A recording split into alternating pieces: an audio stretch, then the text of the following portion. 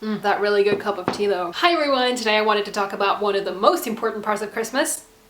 The food. Obviously every country has different food traditions for Christmas, and I'm gonna tell you about kind of the 4 different traditional Christmas dinners in Norway. I think this is the most popular one. This is one that my family eats, and it's pork belly. This is what that looks like. When you get that rind really nice and crispy, oh, it's the best thing. I always have to fight with my brother for it. I'm not even a huge meat person, but this is probably like my favorite thing to eat, mostly because I only get to eat it like once or a very few times a year. I get it on Christmas Eve, and then whatever leftovers we have. With the pork belly, you also have something called medisterkake and medisterpølse, which are like meatballs, but flat meatballs, meat cakes, and sausages made out of the same stuff. It's made out of beef mince and pork mince and fat and spices. I don't personally like these. I only have the pork belly. My brother is crazy about the meatball cakes. He always shoves one in his mouth before everyone even gets to sit down at the table. He loves them so much. With this, we have like boiled potatoes, gravy, Brussels sprouts, carrots. We also have sauerkraut and red cabbage, which I learned from Googling it is called blaukraut. I obviously don't know if I'm pronouncing that right, but I don't eat the latter two either because I'm not an adult. Moving on to the next most popular dish. I'm pretty sure this is the order. It's called pinnekjøtt, which literally means stick meat. It's lamb ribs that have been salted and sometimes smoked. It's served with boiled potatoes and sweet mash. Also, you use the broth to put on the potatoes. So it's a very simple meal, but it can literally take like months of preparation. So it's not like as simple as it sounds, but it's really, really good. Sweet mash and the lamb ribs complement each other so well. It's just honestly one of the best combinations I've ever had in my whole life. The next one is Lutefisk. It's kind of infamous at this point. So the dish is white fish that has been dried and pickled in lye. If you don't know what lye is, it's poisonous. If you get it on your skin, it will erode it away. It will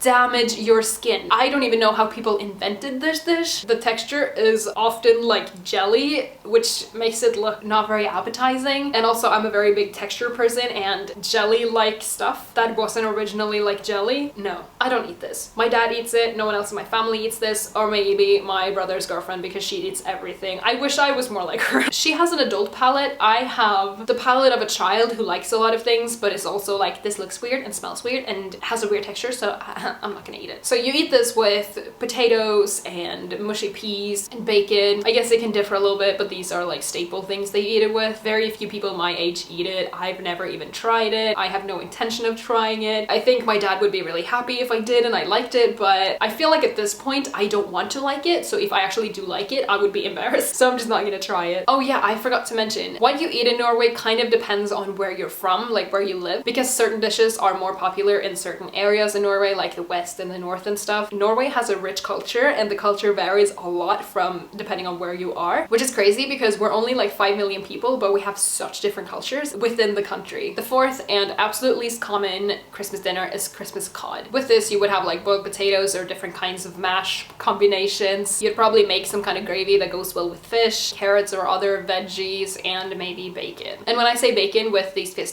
dishes, that's like crispy, like small pieces of bacon, not like streaks of bacon on the fish. Like, no. I think this dish is pretty old-fashioned. I have never heard of anyone who eats this on Christmas. Someone might get mad at me for saying this, but this dish is probably the least fancy of them all. It's the least like special because having cod isn't... Most Norwegians have fish every week, so it's not really special to eat cod, and cod is probably like one of my least favorite kinds of fish. So for me, if my parents suggested having cod on Christmas Eve, I would find it very strange. But I'm not trying to talk badly about the Christmas cod. If you like that and that's your tradition and you're happy with it, of course, enjoy it. I don't want to make this video way too long because I can talk about food for a long time, but I'm just gonna quickly mention our rice pudding and Christmas Eve dessert on the day before Christmas, which we call Little Christmas Eve. More on that later. We usually have Norwegian rice pudding, which is kind of like rice pudding. It's a bit more creamy and a bit more liquidy, I think. It's not liquid, but it's just, it spreads out a little bit more than rice pudding does. But we eat this with a piece of butter in the middle and sugar and cinnamon sprinkled over it. So freaking good. And then we use the leftovers on Christmas Eve to make riskrem, which literally means rice cream. It sounds like we made a pun out of ice cream. So that's the leftover rice pudding